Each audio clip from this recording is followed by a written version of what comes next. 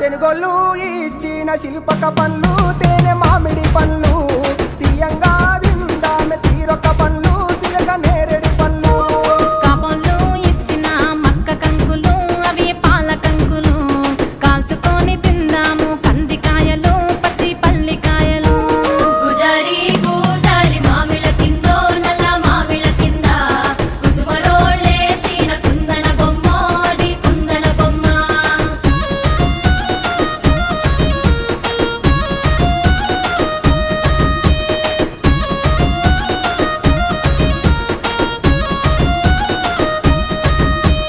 బెస్తోలు పెట్టిన పచ్చి చేపలు